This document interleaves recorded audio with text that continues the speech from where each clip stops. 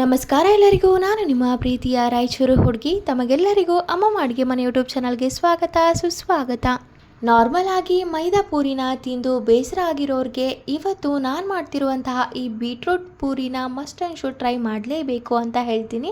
ಮೊದಲಿಗೆ ಈ ರೆಸಿಪಿನ ಮಾಡಲಿಕ್ಕೆ 3 ಬೀಟ್ರೂಟ್ನ ತೊಗೊತಾ ಇದ್ದೀನಿ. ಇದನ್ನು ಈ ರೀತಿ ಕಟ್ ಮಾಡಿಕೊಂಡು ನೀರಲ್ಲೇ ಸ್ವಚ್ಛವಾಗಿ ತೊಳ್ಕೊಬೇಕು. ಅದಾದಮೇಲೆ ನೋಡಿ, ಒಂದು ಮಿಕ್ಸಿ ಜಾರ್ನ ತೊಗೊಂಡು ಆ ಮಿಕ್ಸಿ ಜಾರ್ಗೆ ತೊಳೆದು ಇಟ್ಕೊಂಡಿರುವಂತಹ ಬೀಟ್ರೂಟ್ ಸ್ಲೈಸಸ್ನ ಹಾಕಿ ನುಣ್ಣಗೆ ರುಬ್ಕೋಬೇಕು. ಅದೇ ರೀತಿಯಾಗಿ ಮತ್ತೊಂದು ಕಡೆ ಒಂದು ದೊಡ್ಡ ಪಾತ್ರೆಯನ್ನು ತೊಗೊತಾ ಇದ್ದೀನಿ. ಆ ಪಾತ್ರೆಯಲ್ಲಿ 2 ಕಪ್ಪಷ್ಟು ಗೋಧಿ ಹಿಟ್ಟನ್ನು ಜಲಡಿ ಹಿಡಿದು ತೊಗೊತಾ ಇದ್ದೀನಿ. ಅದಾದಮೇಲೆ ನೋಡಿ, ರುಚಿಗೆ ತಕ್ಕಷ್ಟು ಉಪ್ಪನ್ನು ಹಾಕೋಬೇಕು.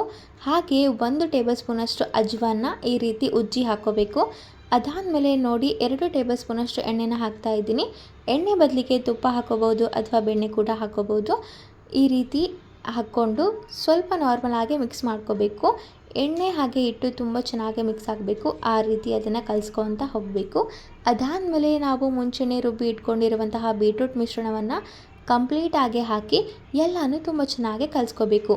ಬೀಟ್ರೂಟ್ ಮಿಶ್ರಣ ಸಂಪೂರ್ಣವಾಗಿ ಕಲಿಸ್ಕೊಂಡು ಆದಮೇಲೆ ಇನ್ನೊಂದು ಸ್ವಲ್ಪ ನೀರು ಬೇಕು ಅನಿಸಿದರೆ ನೀರನ್ನು ಸ್ವಲ್ಪನೇ ಹಾಕ್ತಾ ಕಲಿಸ್ತಾ ಹೋಗಿ. ಇದೇ ಹಂತದಲ್ಲಿ 1 ಚಿಟಿಕೆಯಷ್ಟು ಸೋಡಾ ಪುಡಿ ಕೂಡ ಹಾಕ್ಕೊಂಡು ಹಿಟ್ಟನ್ನು ತುಂಬ ಚೆನ್ನಾಗಿ ನಾದ್ಕೋಬೇಕು. ಚಪಾತಿ ಮಾಡಲಿಕ್ಕೆ ಯಾವ ರೀತಿ ಹಿಟ್ಟನ್ನು ನಾದ್ಕೋತೀವೋ ಅದೇ ರೀತಿಯಾಗಿ ಈ ಪೂರಿನ ಮಾಡಲಿಕ್ಕೆ ಹಿಟ್ಟನ್ನು ನಾದ್ಕೋಬೇಕು. ನಾನಿಲ್ಲಿ ಒಂದು ಸ್ವಲ್ಪ ಕೂಡ ಮೈದಾನ ಯೂಸ್ ಮಾಡ್ತಾ ಇಲ್ಲ. ನೀವು ಕೂಡ ಮೈದಾ ಹಾಕ್ದೇ ಈ ರೀತಿ ಹಿಟ್ಟನ್ನು ನಾದ್ಕೋಬೇಕು. ಮೈದಾ ಹಾಕ್ದೇ ಪೂರಿ ತುಂಬ ಚೆನ್ನಾಗೇ ಬರುತ್ತೆ, ಬರೀ ಗೋಧಿ ಹಿಟ್ಟಿನಿಂದ ಮಾತ್ರನೇ. ನೋಡಿ, ಎಲ್ಲ ಹಿಟ್ಟನ್ನು ತುಂಬ ಚೆನ್ನಾಗಿ ನಾದ್ಕೋಬೇಕು. ಹಿಟ್ಟನ್ನು ಎಷ್ಟು ಚೆನ್ನಾಗಿ ನಾದ್ಕೋತೀವಿ ಅನ್ನೋದ್ರ ಮೇಲೆ ಚಪಾತಿ ಆಗಿರ್ಬೋದು, ಪೂರಿ ಆಗಿರ್ಬೋದು ತುಂಬ ಚೆನ್ನಾಗಿ ಬರುತ್ತೆ. ನೋಡಿ, ನೀವೇ ನೋಡ್ತಿರ್ಬೋದು ಎಷ್ಟು ಚೆನ್ನಾಗಿ ನಾದ್ಕೊಂಡಿದ್ದೀವಿ ಅಂತ. ಅದಾದಮೇಲೆ ಒಂದು 5 ನಿಮಿಷ ಅದನ್ನು ರೆಸ್ಟ್ ಮಾಡಲಿಕ್ಕೆ ಬಿಟ್ಟಿದ್ದೆ. ಹಾಗೆ ನೋಡಿ, ಮತ್ತೊಂದು ಕಡೆ ಎಣ್ಣೆ ಕೂಡ ಕಾಯಲಿಕ್ಕೆ ಇಟ್ಟಿದ್ದೀನಿ. ಮುಂಚೆನೇ ನಾದಿ ಇಟ್ಕೊಂಡಿರುವಂಥ ಹಿಟ್ಟನ್ನು ಈ ರೀತಿ ಚಿಕ್ಕ ಚಿಕ್ಕ ಪೋರ್ಷನ್ ಮಾಡಿಕೊಂಡು ನಾರ್ಮಲ್ ಆಗಿ ಪೂರಿನ ಯಾವ ರೀತಿ ಲಟ್ಟಿಸ್ಕೋತೀವೋ ಆ ರೀತಿ ಲಟ್ಟಿಸ್ಕೋಬೇಕು.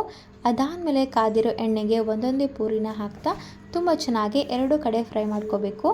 ನೋಡಿ, ಆಲ್ರೆಡಿ ಒಂದು 4-5 ಪೂರಿನ ಮಾಡಿ ಇಟ್ಕೊಂಡಿದ್ವಿ. ಅದಾದಮೇಲೆ ಈ ರೀತಿ ಕರಿಬೇಕು. ನೋಡಿ, ನೀವೇ ನೋಡ್ತಿರ್ಬೋದು ಪೂರಿ ಯಾವ ರೀತಿ ಸಖತ್ತಾಗಿ ಉಬ್ಬಿ ಬರ್ತಿದೆ ಅಂತ. ಪೂರಿ ಮಾಡುವಾಗ ಪೂರಿ ತುಂಬ ಚೆನ್ನಾಗಿ ಉಬ್ಬಬೇಕಂದ್ರೆ ಈ ರೀತಿ ಅದರ ಮೇಲೆ ಪ್ರೆಸ್ ಮಾಡಬೇಕು. ಲೈಟಾಗೆ ಪ್ರೆಸ್ ಮಾಡಿ, ಆಗ ತುಂಬ ಚೆನ್ನಾಗಿ ಉಬ್ಬಿ ಬರುತ್ತೆ. ನೋಡಿ, ಇದೇ ರೀತಿಯಾಗಿ ಎಲ್ಲ ಪೂರಿ ಸಹ ಲಟ್ಟಿಸ್ಕೊಂಡು ಫ್ರೈ ಮಾಡಿಕೊಂಡ್ರೆ ಸಖತ್ ಟೇಸ್ಟಿಯಾಗಿರುವಂತಹ ಹಾಗೆ ಯೂನಿಕ್ ಆಗಿರುವಂತಹ ಬೀಟ್ರೂಟ್ ಪೂರಿ ರೆಸಿಪಿ ತಿನ್ನಲಿಕ್ಕೆ ರೆಡಿಯಾಗಿರುತ್ತೆ. ಇದು ನೋಡಲಿಕ್ಕೆ ಎಷ್ಟು ಕಲರ್ಫುಲ್ ಆಗಿದೆಯೋ ಅಷ್ಟೇ ತಿನ್ನಲಿಕ್ಕೆ ತುಂಬ ಟೇಸ್ಟಿಯಾಗಿದೆ. ಇದನ್ನು ನಾನು ಬೆಡ್ಗೆರೆ ಚಟ್ನಿ ಜೊತೆ ಸರ್ವ್ ಮಾಡ್ತಾ ಇದ್ದೀನಿ.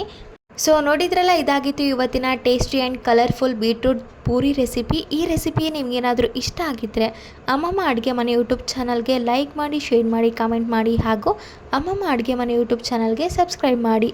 ಧನ್ಯವಾದಗಳು.